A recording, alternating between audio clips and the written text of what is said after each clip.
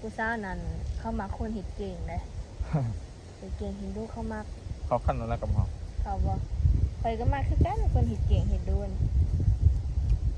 ไปบอกคอยก็มาคือกันคนเห็ดเก่งเห็ดดูนโอ้ยนะนี่มาเปิดอยู่นินนานะเจ้าเขาว่าเจ้าเห็ดเก่งเห็ดดูเขาก็อยากลองเบิ่งนี่ผู้นั้นผู้สาวที่คอยพาไปหานั่นเป็นตัวเองของคอยแล้วเอากับสบายดีเบิร์ดสู่ขู่สู่คนเนาะวันนี้ออกมาให้ทุกคนเลยออกมาให้ห้ามบ่าวสุกจะมานั่งดูโก้มาข้ามเพื่อนทุกคนแต่ว่าบ่เห็นบ่าวสุกเป็นคือสิลกไปคนมาอยู่ทางคนเลยทุกคนจะหน่อยขอสัญญาลงไปหาเพื่อนเนาะเดี๋ยวมาข้ามวานเพื่อนนี่ก็ป้าทุกคนเลยดกเติบได้ยืดเถอะทุกคนคือสิบ่เห็นหรอกหวานหวานเลยทุกคนเขามากินเหมือนนะหวานแห้งขนาดยาสิยาพี่หามบ่าวสุกก่อนทุกคนเลย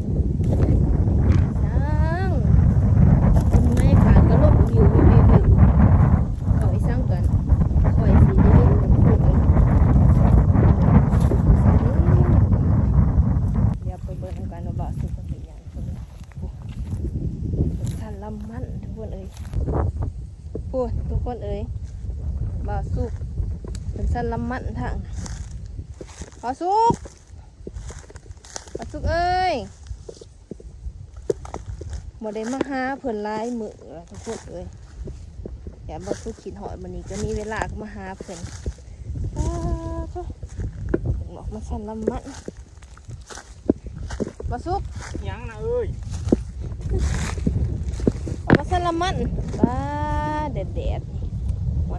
สมเอาเห็ดหนาจะซะฮอดนะเอ้ยฮอดเพราะว่าใส่ทรงคาสันเนาะกันแล้วมาสั่นบ่นี่พูดนะแต่ข้ามสี่อัน3-4 อันแล้วพอคนสั่นกันเบิ่งให้ว่าสุกก็มีแต่หญ้าทุกคนเลยเอาใหม่นี่เอาบ่ใส่บ่ได้ลมแห้งเลยขนาดว่าใส่นี่ก็ยังลมแท้ๆทั้งเทิงเลยทุกคนเลยเอ้าที่เขากินหนาหรอบ่กินหรือว่าเอามาให้ปีอ่ะเฮ้ยช่างกินโอ้แล้วมันเคี้ยวบ่นี่โอ้ไปเฉลยฝนตัดไหวป้าเวลาแล้วเปิดจังมาสั่นแล้วมันจะสิเนาะไปเฉลยลูกน้องเจ้าบ่น่ะตัดละมันทานน่ะทุกคนเลยจางเข้ามาตัดสมาบอกออกมาเห็ดเองจะเขาสร้างบ้านอย่ามันตายแดดแห้งอย่ามันตายเดี๋ยวมาสั่นประทัน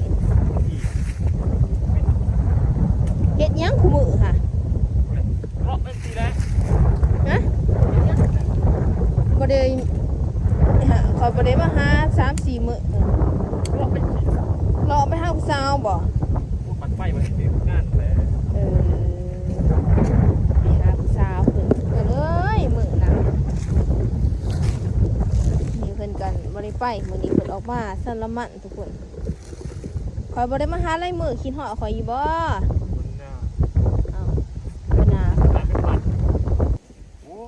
ฮะไปดัดฟันมากจัดฟันมากแล้วงามบ่ทุกคนเป็นแถวแม่มาจากแฟชั่นอีกแล้วทุกคนเอ้ยว้าวทุกคนไปเขียวแม่ว้าวไปบุกมาทุกคนไปแถวแม่บริทูแถวไล่ปีอะไรก็ยังกินสมว่าจังซั่นที่แล้วเราว่าละสั่นนี่นะที่สั่นจนแล้วนี่เพิ่นบ่ขึ้นไว้ละไปขึ้นอีไหนมาแต่ไม่ได้วีเวลาจังว่าเห็ดใหม่ข่อยเมื่อจังว่าเห็ดใหม่มันแดดข่อยนี่จังหน่อยผิวขาวๆข่อยมันสีดำเบิดนี่ยังก็ทำเป็นเบาเป็นบ่าวจังหน่อยผู้บ่าวสีหมอมหมักทุกคนเนาะเพิ่นไก่สิแหล่บ่ล่ะคันแหล่นี่ก็แล้วเลยบ่สุกทั้งเทิงผู้ก็แม่นบ่ท่านแล้วอย่าท่านเดียวมันใหญ่มันยาวนี่หำบ่ลองคนเบิ่งลองคนใหญ่ยาวสุดแล้วบ่นี่สำโคงจะโคงอลีนยังว่าใหญ่น้อยยังว่าใหญ่เนาะไปนะโอ๊ย แดด ไปจมมา มาหาตัวอยากจะคิดหอดก็ยังวะอยากไปเที่ยงบ่สุกอยากไปว่าโอ้ย น้ำมันจมแล้ว ส่งใส่ส่งหน้าสันมาสันละมัน น้ำมันหมดแล้วน้ำเอา ขาแบบคนเลยตัวนี้ให้เข้าบริบ่สุก ให้เขา จะไม่เถามาขาแบบนี้ตายไปเดี๋ยวโค้งคามเลยนี่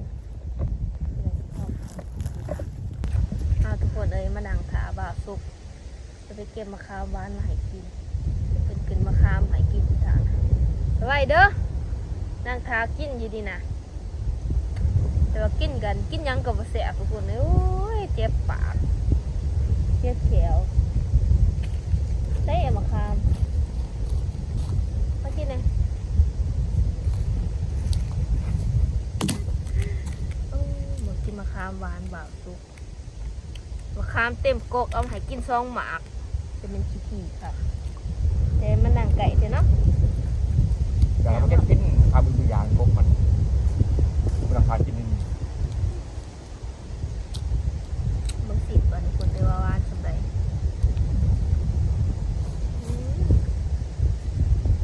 วานเนาะ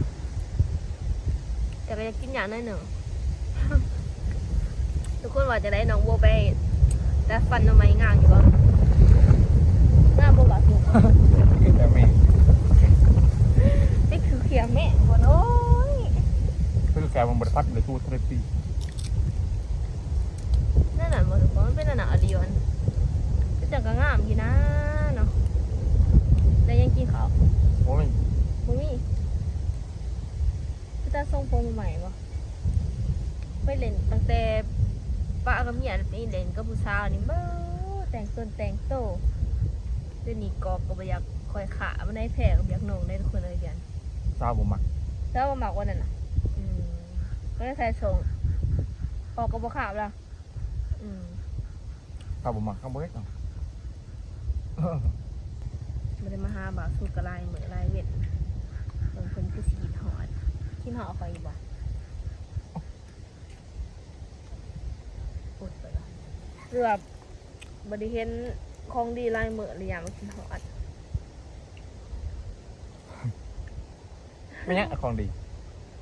เด้ โอ้ น่าทุกคนได้กินหอดน้องโบอยู่บ่บ่ได้เห็นน้องโบลายเหมือนเนาะน้องโบบ่ได้ลงคลิปให้ทุกคนได้เบิ่งได้ชม เดือนสบายหูสบายตาสบายใจเฮาอีนายนี่บ่มาใส่ สบายไปทางใดก็ไปผู้เดียวเฮาร ถอีห่างจากนี่บ่ รถจะเหือ เป็นผู้สาวค่ะ มันน่าอยากให้สาวมาเอาอยู่ ถ้าว่ามันเพ่แป้งได้ล่ะ แป้งแล้วตัวนี้เอาให้ ตอนนี้เขียวไข่นั่นไง อีนายยิงแคลเลยมาไปใส่เล็กอันนี้มาก็โอ้ยใส่เล็กจะจัดฟันมายิงแคลเลยโอ้ ก็ยิงแต่ใดแค่ว่าไปใส่มาแล้วกันคือจังว่าเฮานี่ยิงเลยอย่าทุกคนแต่แท้มันบ่ได้ยิงดอกมันก็ธรรมดา ใส่น้ำไปใส่ มุดแนวเห็ดอีนายโอ้ยแคลดีมงานไปใส่หัวอ่อม ก็เห็นเมียจะใส่เขาก็เลยไปใส่น้ำใส่แกนเสือ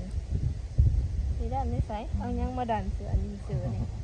อีนายนี่เนี่ยก็ยังเห็ด แก้วบ่เบิ่งหนุ่มมาจ้ะวะ มันนานบ่ายจับไปชูนจับไปกระหายหมู วันที่จะเจ้าข้าวผู้สาวมื้อนั้นเด้ซะนะนี่สิเป็นใด โอ้อยากจับพี่ไผ่ ม่วนบ่ล่ะ หมดไปจับจอยดอกนางเอ้ย เจ้าไปมันก็คือกันนั่นแหละบ่ว่าสุกคักบ่ผู้สาวเขาพาไปหามื้อน่ะ โอ้ยกระคักไปดอก ครับไม่ว่าสิพาไปอีกผู้สาวนั้นเข้ามาคนเฮ็ดเก่งเลย เฮ็ดเก่งเห็นดูเขามัก เขาขั้นแล้วกับเขา เขาบ่ข่อยก็มาคือกันคนเฮ็ดเก่งเฮ็ดดูนไปบ่ เฮ้ยอีนายยังมาเปิดมาหือนี่นั่นน่ะเอ้ย ไปที่ผู้สาวน่ะคือมักบ่ข่อยคือบ่มักแล้วก็มีคือกันข่อยให้ใหญ่กว่าเท่าอีก น้อยๆดันเอาไว้เป็นใหญ่ หาบอกกับข่อยปากบ่ไปบอกกับข่อยบอกก็มาคือกันคนเฮ็ดเก่งเฮ็ดดูน โอ้ดีนะนี่มาป่วยอยู่ในนานะ เจ้าบ่เจ้าเฮาว่าเจ้าเฮ็ดเก่งเฮ็ดดูเขาก็อยากลองเบิ่งนี่ผู้นั้นผู้สาวที่ข่อยพาไปหานั่นเฮ็ดตัวเองของข่อยเนาะ ได้ดูใส่นางใส่ได้ไหมนางโอ้ย บ่ใส่ให้แน่ติล่ะ พนาน่ะ ไปเลยทุกคน ว่า เลย นะ สิไปใส่ล่ะ เสียดีตัวเฮ้ยดีนะคุณบักไปมาแล้วเขาเชื่อก็ดูตั้งใจ จมอีหยังเด้อื้อไปเลยทุกคนเลยเพิ่นสิไปสารละมันเดี๋ยวสิไปสารละมันซอยบ่สุกจักกล่อง2กล่องแล้วก็จังสิเมื่อเนาะทุกคนเนาะเอามีแต่ว่าพบกันคลิปหน้าเนาะทุกคนเนาะ